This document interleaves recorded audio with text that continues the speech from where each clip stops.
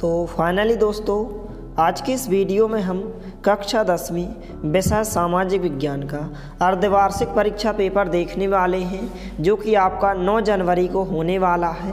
तो इसमें दिए गए सभी प्रश्नों को आपको अच्छे से तैयार कर लेना है। तो चलिए वीडियो को स्टार्ट करते हैं। तो यहाँ पर सबसे पहले हम वस्तुनिष्ठ प्रश्नों को देख लेते हैं जो कि आपसे 30 अंक में पूछे जाते हैं। पहला प्रश्न है सही विकल्प चुनिए। पहला प्रश्न इस प्रकार से पूछा गया है कि भारत में शुद्ध बोए गए 80% क्षेत्र हैं। तो 4 ऑप्शन दिए गए हैं। तो इसका राइट आंसर क्या होगा? सी नंबर का ऑप्शन पंजाब और हरियाणा इसका राइट आंसर होगा। दूसरा प्रश्न है एक एलए समतुल्य है। तो 4 ऑप्शन दिए गए हैं। तो एक एलए समतुल्य किसके बराबर होता है? 55.1 सेंटीमीटर फ्रेम फर्ट के बराबर होता है। ए नंबर का ऑप्शन इसका राइट आंसर होगा। इसके बाद तीसरा प्रश्न है इस प्रकार से श्रीलंका के जातीय समुदाय में सर्वाधिक प्रतिशत है। तो 4 ऑप्शन दिए गए हैं। तो इसका राइट आंसर क्या होगा? ए नंबर का ऑप्शन श्रीलंकाई तमिल। ए नंबर का ऑप्शन इसका राइट आंसर होगा। इसके बाद प्रश्न 4 है यहाँ पर सर्वाधिक बाल स्त्री पुरुष अनुपात वाला राज्य है। तो 4 ऑप्शन दिए गए हैं। इसका राइट आंसर होगा डी नंबर का ऑप्शन मेघालय।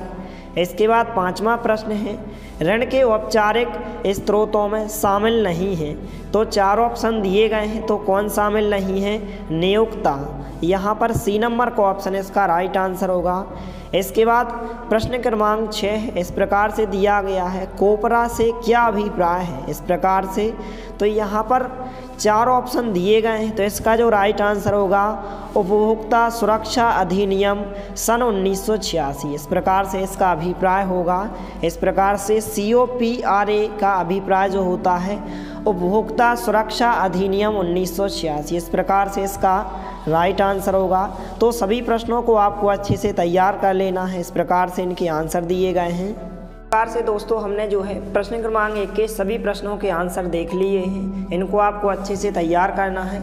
इसके बाद नेक्स्ट क्वेश्चन है प्रश्न क्रमांक 2 रिक्त स्थानों की पूर्ति कीजिए। इस प्रकार से रिक्त स्थान पूछे गए हैं। पहला खाली स्थान है संयुक्त वन प्रबंधन सर्वप्रथम खालिस्तान राज्य में लागू किया गया।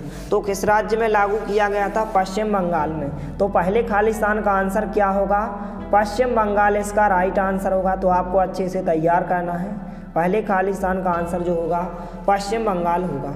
इसके बाद दूसरा खालिस्तान है हथियारबंद आदिवासी संघर्ष खालिस्तान में समाप्त हुआ। तो कब समाप्त हुआ था? सन 1770 में जो है यह समाप्त हुआ था। किसमें? सन 1770 में। आपको अच्छे से ध्यान रखना है। तीसरा खालिस्तान है BMI खालिस्तान का मापक है। तो किसका मापक होता है? शरीर द्रव्यमान मापक होता है। तो किसका मापक होता है? शरीर द्रव्यमान का मापक होता है। तो आप उत्तर में क्या लिखेंगे? शरीर द्रव्यमान का मापक है। इस प्रकार से आंसर होगा। चौथा खालिस्तान है राइट टू इंफॉर्मेशन कानून भारत में खालिस्तान में लागू किया गया। तो कब लागू किया गया था? 12 अक्टूबर सन 2005 को। तो आप उत्तर में लिखेंगे 12 अक्टूबर सन 2005 में। इसका राइट आंसर क्या होगा? 12 अक्टूबर सन 2005 इसका करेक्ट आंसर होगा। उसके बाद जो है 5वां खालिस्तान है भारतीय संविधान की 8वीं अनुसूची में खालिस्तान भाषाओं को रखा गया। तो कितनी भाषाओं को रखा गया था? 22 भाषाओं को रखा गया था। इसका राइट आंसर 22 होगा। इसके बाद 6वां खालिस्तान है मैग्नेराइट लौह अयस्क में लोहांश कितने प्रतिशत होता है? तो कितने प्रतिशत होता है? 70% होता है। तो 70% इसका राइट आंसर होगा। इसके बाद 7वां खालिस्तान है यंग यूरोप की स्थापना खालिस्तान में हुई थी। तो कब हुई थी? सन 1834 में हुई थी। कब हुई थी? सन 1834 में। तो इस प्रकार से इन सभी रिक्त स्थान और विकल्प को आपको अच्छे से तैयार कर लेना। और सभी विद्यार्थियों से निवेदन है कि आप हमारे चैनल को सब्सक्राइब जरूर करें, क्योंकि इसी तरह आपको और अन्य सभी विषयों के अर्धवार्षिक परीक्षा के पेपर और आपके वार्षिक परीक्षा के पेपर चैनल के माध्यम से उपलब्ध कराए जाएंगे। इसके बाद यहाँ पर प्रश्न क्रमांक 3 है सही जोड़ी बनाइए। इस प्रकार से 2 स्तंभ दिए गए हैं खंड आ और खंड व। पहला है जेम्स हर ग्रीव्स। तो इसका आंसर आपको दा नंबर से मिलाना है। इसका आंसर क्या हो जाएगा? स्वेनिंग जेनी होगा। इस प्रकार से दूसरा प्रश्न है यहाँ पर दिया गया है सिटी फोर्ट एरिया, तो इसका आंसर आपको जो है सा नंबर से मिलाना है, इल्तुतमिश से आपको मिलाना है। तीसरा दिया गया है एफो अमेरिकी, तो एफो अमेरिकी आपको आ नंबर से मिलाना है, टॉमी स्मिथ इसका राइट आंसर होगा। इसके बाद चौथा दिया गया है बहुराष्ट्रीय कंपनी, तो इसका आपको जो है फा नंबर से मिलाना है जो कि नाइकी दिया गया है। इसके बाद पांचवा दिया गया है ग्रीन बेल्ट मूवमेंट, तो इसकी आपको जो सही जोड़ी है बा नंबर से मिलाना है, बांगरी मथाई। इसके बाद दिया गया है रेड हॉल, तो इसकी जो है आपको ई नंबर से मिलाना है, लंबी संकीर्ण सुरंग। तो इस प्रकार से सही जोड़ियां हो जाएंगी, इनको आप अच्छे से तैयार करें। इसके बाद जो है प्रश्न क्रमांक 4, एक शब्द या एक वाक्य में उत्तर दीजिए। पहला प्रश्न है प्रथम अंतर्राष्ट्रीय पृथ्वी सम्मेलन कब और कहाँ आयोजित किया गया, तो कहाँ आयोजित किया गया था, ब्राज़ील में। कहाँ आयोजित किया गया था, ब्राज़ील में आयोजित किया गया था। दूसरा प्रश्न है किसी भी धर्म को राजकीय धर्म के रूप में अंगीकार नहीं करना क्या कहलाता है, तो क्या कहलाता है, धर्म निरपेक्ष राज्य कहलाता है। तो दूसरे प्रश्न का आंसर क्या होगा, धर्म निरपेक्ष राज्य होगा। इसका आंसर क्या हो जाएगा, धर्म निरपेक्ष राज्य इसका राइट आंसर होगा। तीसरा प्रश्न है सन 1998 में ममता बनर्जी के नेतृत्व में मान्यता प्राप्त राष्ट्रीय दल का नाम लिखिए, तो इस राष्ट्रीय दल का नाम क्या होगा, तृणमूल कांग्रेस। तीसरे प्रश्न का आंसर क्या होगा, तृणमूल कांग्रेस इसका राइट आंसर होगा। तो सभी प्रश्नों को आपको अच्छे से तैयार करना है। चौथा प्रश्न है सार्वजनिक और निजी क्षेत्र विभाजन का आधार क्या है, तो इसका आंसर हम देखने वाले हैं, तो आपको वीडियो के साथ अंत तक बने रहना है। इस प्रकार से जो है प्रश्न 4 का उत्तर होगा, आप इनको भी नोट कर सकते हैं। पहले प्रश्न का आंसर ब्राज़ील होगा, दूसरे प्रश्न का आंसर धर्मनिरपेक्ष राज्य होगा, तीसरे प्रश्न का आंसर तृणमूल कांग्रेस होगा, चौथे प्रश्न का आंसर इस प्रकार से होगा कि रोजगार की शर्तें जो अधिक गतिविधि के स्वभाव उद्यमों के स्वामित्व उद्यम में नियोजित श्रमिकों की संख्या, इस प्रकार से राइट आंसर होगा। इसके बाद जो पांचवा प्रश्न इस प्रकार से पूछा गया है कि सन 1813 में फ्रांस से लौटते हुए नेपोलियन को किस रूप में दर्शाया गया है, तो इसका आंसर आपको कमेंट सेक्शन में कमेंट करके बताना है। इसके बाद प्रश्न 6 इस प्रकार से पूछा गया है कि 19वीं सदी के अंत में अफ्रीका के सबसे बड़े उपनिवेशिक क्षेत्र का नाम बताइए, तो इसका आंसर भी आपको कमेंट करके बताना। हम देखना चाहते हैं कि आपकी तैयारी कैसे चल रही है। इसके बाद 7वां प्रश्न है सन 1764 में कताई प्रक्रिया में उपयोगी मशीन कौन सी थी, तो इन तीनों प्रश्नों के आंसर आपको कमेंट सेक्शन में कमेंट करके बताना है। इसके बाद प्रश्न क्रमांक 5 है सत्य असत्य बताइए, इस प्रकार से सत्य असत्य पूछे गए हैं। पहला प्रश्न है अंडमानी टील जाति प्राकृतिक व भौगोलिक सीमाओं के सामान्य क्षेत्रों में पाई जाती है, तो यह कथन जो है आपका क्या हो जाएगा, सत्य होगा। क्या होगा, सत्य होगा। इसके बाद दूसरा प्रश्न है सरदार सरोवर बांध परियोजना से गुजरात में 173 गांव व 9490 कस्बे लाभान्वित हुए, तो यह कथन भी क्या हो जाएगा, सत्य होगा।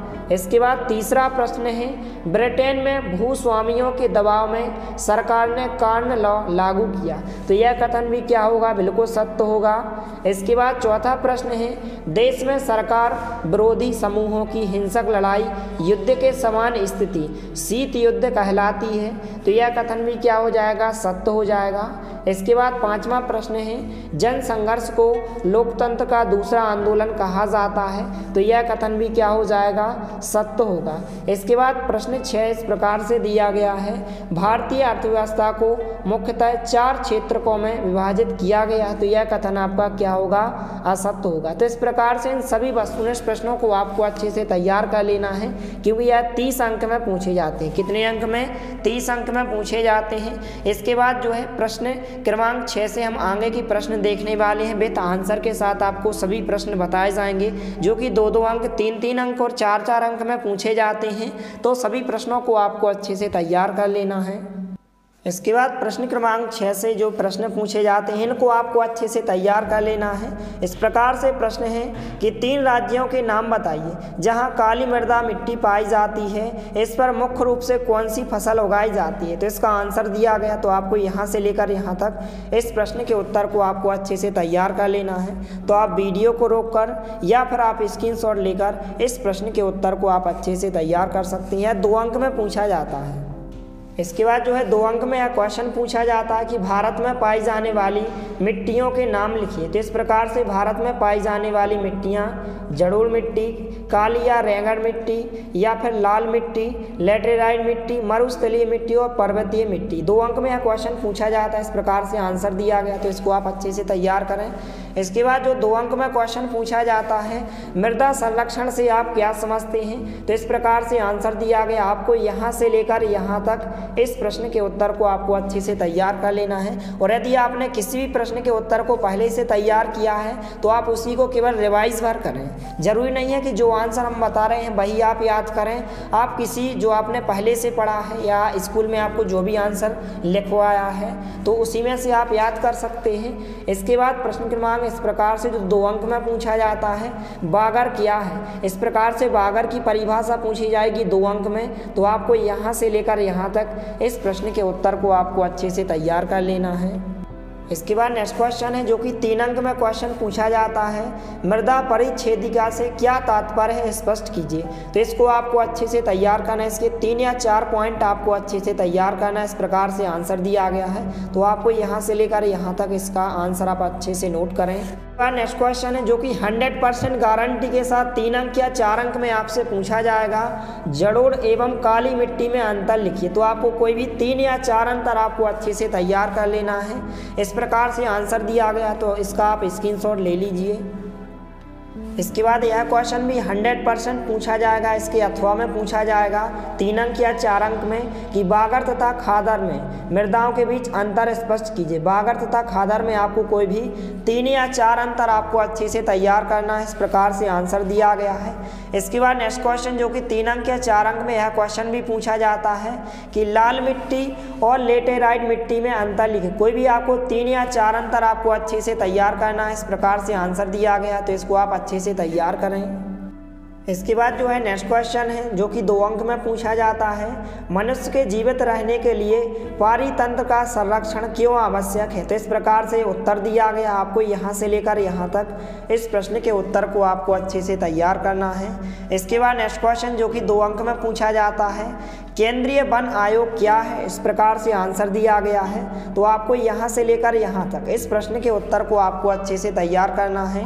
इसके बाद नेक्स्ट क्वेश्चन जो पूछा जाता है 2 अंक में या फिर यह आपसे 1 अंक में पूछा जाएगा, क्योंकि जो हर ज़िले के पेपर हैं अलग अलग आ रहे हैं, इसलिए हम सभी ज़िलों के लिए यह प्रश्न बता रहे हैं। तो यहाँ पर प्रश्न है प्राकृतिक वनस्पति से क्या तात्पर्य है। तो इस प्रकार से उत्तर दिया गया है कि प्राकृतिक रूप से मानव के हस्तक्षेप के बिना उगने वाले पेड़ पौधों को प्राकृतिक वनस्पति कहते हैं। इसके बाद जो क्वेश्चन पूछा जाता है या क्वेश्चन 3 अंक में पूछा जाता है, इस प्रकार से आंसर दिया गया है जैव विविधता क्या है या मानव जीवन के लिए क्यों महत्वपूर्ण है। तो इस प्रकार से आंसर दिया गया, आपको यहाँ से लेकर यहाँ तक इस प्रश्न के उत्तर को आपको अच्छे से तैयार कर लेना है। इसके बाद नेक्स्ट क्वेश्चन है जो कि 3 अंक में पूछा जाता है वन्य प्राणी संरक्षण क्यों आवश्यक है, वन्य प्राणी संरक्षण के उपाय बताइए। तो इस प्रकार से इसको आप अच्छे से तैयार करें। इस प्रकार से आंसर दिया गया है और वन्य प्राणी संरक्षण के उपाय दिए गए हैं। इस प्रकार से पहला उपाय होगा, आगे भी दिया गया है। इस प्रकार से दूसरा उपाय होगा। इस प्रकार से 6 उपाय दिए गए, तो कोई भी आपको 3 या 4 उपाय आपको अच्छे से एक बार पढ़ लेना है। तो आपको इन क्वेश्चन के आंसर को केवल आपको 1 या 2 बार अच्छे से पढ़ लेना है और आप एग्ज़ाम देने जाएंगे तो आपको मन से लिखना है। जो भी आपने पढ़ा है तो आप मन से लिखेंगे तो आपको अंक जो है आराम से मिल जाएंगे। इसलिए इन प्रश्नों को आपको अच्छे से तैयार करना है। नेक्स्ट क्वेश्चन है जो कि 2 अंक में पूछा जाता है भारत में उगाई जाने वाली मुख्य रेशेदार फसलें कौन कौन सी हैं। तो इस प्रकार से आंसर दिया गया, यहाँ से लेकर यहाँ तक इसको आपको अच्छे से पढ़ लेना है। इसके बाद नेक्स्ट क्वेश्चन है जो कि 2 अंक में छोटे छोटे क्वेश्चन पूछे जाते हैं कि जूट को सुनहरा रेशा क्यों कहा जाता है? बहुत ही महत्वपूर्ण प्रश्न है, इसको आपको अच्छे से पढ़कर जाना है। यहाँ से लेकर यहाँ तक इसका आंसर होगा। इसके बाद जो है 100% पूछा जाने वाला क्वेश्चन, रबी और खरीफ की फसलों के नाम लिखिए। इस प्रकार से आपको रबी की फसलें और खरीफ की फसलें, इनको आपको अच्छे से पढ़ लेना है। इस प्रकार से आंसर दिया गया है। इसके बाद नेक्स्ट क्वेश्चन है जो कि 2 अंक में पूछा जाता है। इस प्रकार से यहाँ पर आंसर दिया गया है, नगद व व्यापारिक फसलों से क्या आशा है? इस प्रकार से आंसर दिया गया है, तो इसको भी आप अच्छे से तैयार करें। 2 अंक में क्वेश्चन पूछा जाता है। इसके बाद नेक्स्ट क्वेश्चन जो कि 2 अंक में पूछा जाता है, खाद्यान्न फसलों से क्या तात्पर्य है? खरीफ व रबी की फसल में अंतर स्पष्ट कीजिए। तो इस प्रकार से इस प्रश्न को आपको अच्छे से तैयार करना है। इस प्रकार से आंसर दिया गया है। इसके बाद जो है 100% पूछा जाने वाला क्वेश्चन 3 अंक या 4 अंक में या 100% गारंटी के साथ पूछा जाएगा, खरीफ व रबी की फसल में अंतर। आपको कोई भी 3 या 4 अंतर आपको अच्छे से तैयार कर लेना है। इस प्रकार से आंसर दिया गया, तो इसको आप अच्छे से तैयार करें। इसके बाद जो नेक्स्ट क्वेश्चन है, यह क्वेश्चन भी 3 अंक या 4 अंक में पूछा जाता है कि चावल तथा गेहूं के लिए उपयुक्त मिट्टी और जलवायु की दशाओं की तुलना कीजिए। तो इस प्रकार से आपको केवल 2 अंतर अच्छे से तैयार करना है। इसके बाद जो है 3 अंक में यह क्वेश्चन पूछा जाता है। क्वेश्चन इतने प्रकार से पूछा जा सकता है, 2 प्रकार से, कि परंपरागत तथा गैर परंपरागत ऊर्जा साधन में अंतर बताइए। या फिर इस प्रकार से भी पूछा जा सकता है कि ऊर्जा के परंपरागत साधनों को उदाहरण सहित लिखिए। तो इस प्रकार से अंतर दिया गया, आपको कोई भी 2 या 3 अंतर अच्छे से तैयार करना है। इस प्रकार से आंसर दिया गया है।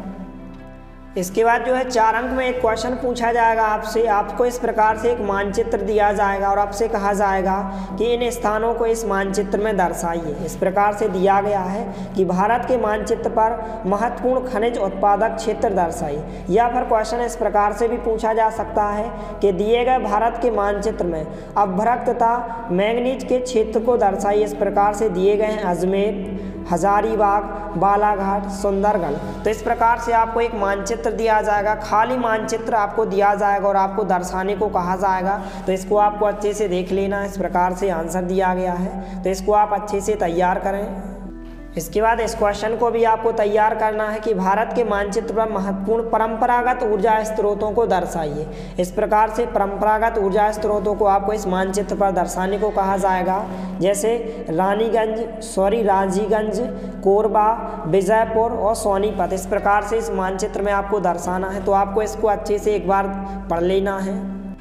इसके बाद जो है 2 अंक में यह क्वेश्चन पूछा जाता है कि रोलेट एक्ट क्या था? इस प्रकार से आंसर दिया गया है, रोलेट एक्ट क्या था, यहाँ से लेकर यहाँ तक। इसको आपको अच्छे से तैयार करना है। 2 अंक में यह क्वेश्चन पूछा जाता है। इसके बाद नेक्स्ट क्वेश्चन है कि गांधी जी ने असहयोग आंदोलन को वापस लेने का फैसला क्यों लिया? यह क्वेश्चन 4 अंक या 3 अंक में पूछा जाएगा। इस प्रकार से आंसर दिया गया आपको यहाँ से लेकर यहाँ तक। इसके बाद और आगे दिया गया है और इसके बाद आप यहाँ से लेकर आप इसको यहाँ तक अच्छे से तैयार करें। इसके बाद यह क्वेश्चन भी जो है 4 अंक में पूछा जाता है कि जलियांवाला बाग हत्याकांड पर संक्षिप्त टिप्पणी लिखिए। 100% पूछा जाने वाला क्वेश्चन है, इसको आपको अच्छे से तैयार करना है। जलियांवाला बाग हत्याकांड पर आपको टिप्पणी लिखने को कहा जाएगा। 3 अंक या 4 अंक में 100% गारंटी के साथ पूछा जाएगा। इसको आप अच्छे से तैयार करें। इसके बाद नेक्स्ट क्वेश्चन है असहयोग आंदोलन के कोई 4 कारण लिखिए। यह क्वेश्चन भी 4 अंक में पूछा जाता है। इसको भी आपको अच्छे से तैयार करना है। इस प्रकार से आंसर दिया गया है, तो इसको आप अच्छे से तैयार करें। इसके बाद नेक्स्ट क्वेश्चन है सविनय अवज्ञा आंदोलन का वर्णन कीजिए। यह क्वेश्चन 2 प्रकार से पूछा जा सकता है, अथवा सविनय अवज्ञा आंदोलन का क्या अभिप्राय है, इसके कार्यक्रम एवं महत्व पर प्रकाश डालिए। तो 100% पूछा जाने वाला क्वेश्चन है। इस प्रकार से आंसर दिया गया। सबसे पहले आप यहाँ से लेकर यहाँ तक इसको अच्छे से नोट करें। इसके बाद जो है आप यहाँ से लेकर यहाँ तक, इसके बाद सविनय अवज्ञा आंदोलन का महत्व दिया गया है। तो इस प्रकार से इसको आपको 1 या 2 बार अच्छे से पढ़ लेना है, क्योंकि यह क्वेश्चन 4 अंक में पूछा जाता है। इसके बाद नेक्स्ट क्वेश्चन है 19वीं शताब्दी में विविध सांस्कृतिक प्रक्रियाओं ने भारत में कैसे सामूहिक अपनेपन के भाव को विकसित किया, स्पष्ट कीजिए। यह क्वेश्चन भी जो है 4 अंक में पूछा जाता है, इसलिए इसको भी आप अच्छे से तैयार करें। इस प्रकार से आंसर दिया गया, तो इसको आप अच्छे से नोट करें। इसके बाद जो कि 2 अंक में क्वेश्चन पूछा जाता है कॉमन लॉ क्या था, इस प्रकार से आंसर आंसर दिया गया, इसको भी आपको पढ़ लेना है कि विदेश में भारतीय उद्यमियों के नाम बताइए। इस प्रकार से उत्तर दिया गया, तो इनको आप अच्छे से तैयार करें। इसके बाद नेक्स्ट क्वेश्चन है जो कि 2 अंक में पूछा जाता है, प्रथम विश्व युद्ध में सहयोगी अर्थात मित्र राष्ट्र कौन से थे। इस प्रकार से आंसर दिया गया, इसको आप अच्छे से तैयार करें। इसके बाद इसको भी आपको तैयार करना है। छोटे छोटे क्वेश्चन 2-2 अंक में पूछे जाने वाले क्वेश्चन हैं। प्रथम विश्व युद्ध में केंद्रीय शक्तियाँ कौन सी थी। इस प्रकार से आंसर दिया गया है। इसके बाद इसको भी आपको तैयार करना है। आयात शुल्क से क्या आशा है। इस प्रकार से आंसर दिया गया, इसको आप अच्छे से तैयार करें। इसके बाद नेक्स्ट क्वेश्चन है जो कि 2 अंक में पूछा जाता है, जावर कौन थे। इस प्रकार से आंसर दिया गया, इसको आप अच्छे से तैयार करें।